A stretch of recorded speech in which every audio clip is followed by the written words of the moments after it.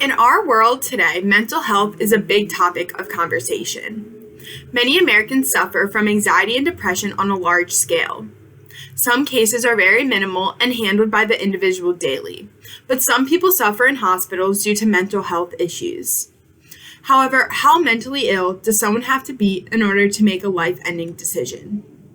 Physician-assisted suicide is a national argument if it should be considered a viable treatment option in the repertoire of medical professionals' treatment methods. Its application brings forth a host of ethical issues that compromise the practice of medicine. Physician-assisted suicide is the use of medicine administered by doctors to end the life of a patient. This topic is very controversial due to life versus death decisions.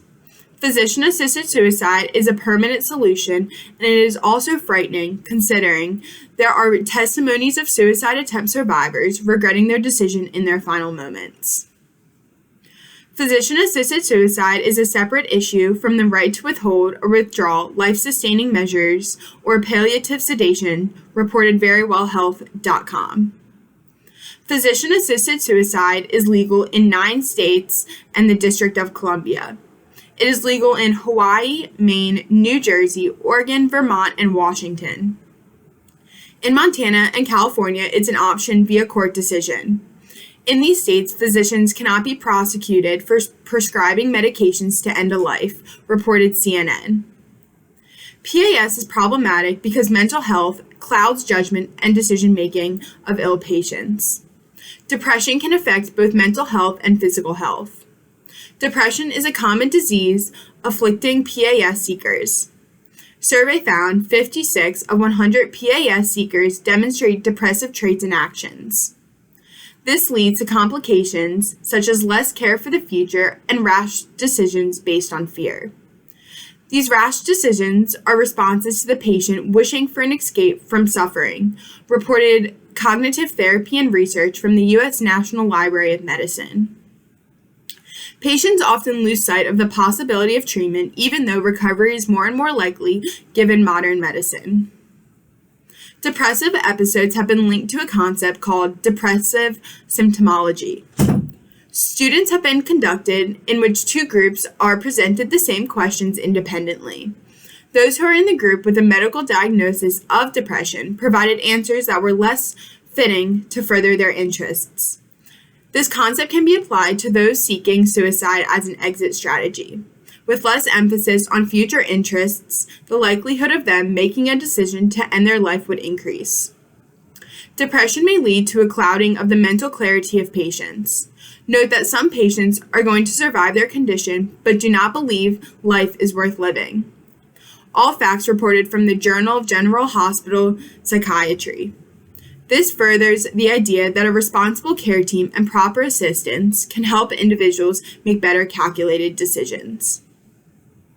Furthermore, depression reduces motivation, a mental factor which tends to lead to decreases in exercise and poor nutritional habits.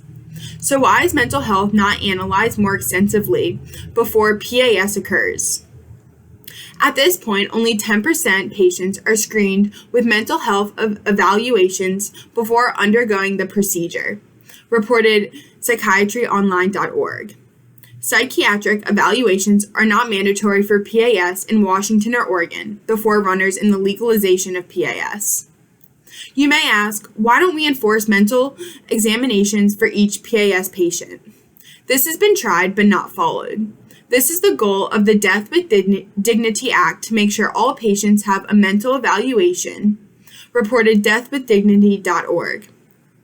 This is constantly ignored as doctors proceed with the process without consulting a mental health specialist. Mental health diseases lead to more negative decision-making processes, making for an increased affinity for the concept of PAS. PAS also causes a breach in trust in the doctor-patient relationship by altering the realm in which medical professionals can operate, thus distancing them from their commitment to evaluating the health and wellness of patients. The Medical Code of Ethics, Section 5.7, summarizes this. Physician-assisted suicide is fundamentally compatible with the physician's role as healer, would be difficult or impossible to control, and would pose serious societal risks.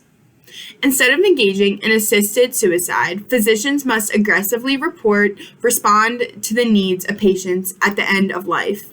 Physicians should not abandon a patient once it is determined that cure is impossible, must provide good communication and emotional support, and they must provide appropriate comfort care and adequate pain control. World Health Organization, American Psychiatric Association, and American Association of People with Disabilities all believe in this practice, that it is unethical. This is all reported from deathwithdignity.org. There is also the concern of increased corruption in medical practices as PAS becomes legal. Insurance companies may push physicians and patients to administer PAS to save money. This may change the motives of doctors as monetary incentives are introduced into their practices, reported MedPageToday.com. Whether or not physician-assisted suicide is supported by the given physician or not, its application in the medical field will make for a confusing consensus on the purpose of healthcare and the ethics of its practice. If PAS becomes routine, it is likely that suicide will become more acceptable in society. This has proven to be problematic in the past, as indicated by mass suicide attempts. It becomes much easier for individuals to follow through with suicide when they see others going through with the act. All reported from medicine.net. The access that an individual has to quality hospice care is directly related to PAS. People think that there should be no reason why anyone would seek PAS when end-of-life care is available through hospice and palliative care programs, reported verywellhealth.com. People do argue that even with improved access to end-of-life care aren't always sufficient to treat severe suffering. The most recent statistics we have from Oregon in 2014, where PAS is legal, show that 93% of patients who opted for PAS were on hospice. The United States provides many affordable and comforting hospice care facilities. PAS is an ongoing issue nationally and internationally as mental health becomes more of an important topic. PAS raises a host of concerns regarding ethical issues between a patient and doctor. Many people think that PAS should be legal in all states because of personal rights. However, PAS is very controversial in the United States due to people thinking that they can choose their own right to end their life or not. Good mental health is important, and there are many resources offered to help people considering PAS. If you are suffering from a mental health disorder, USC has many resources to help. This is why PAS should not be legalized.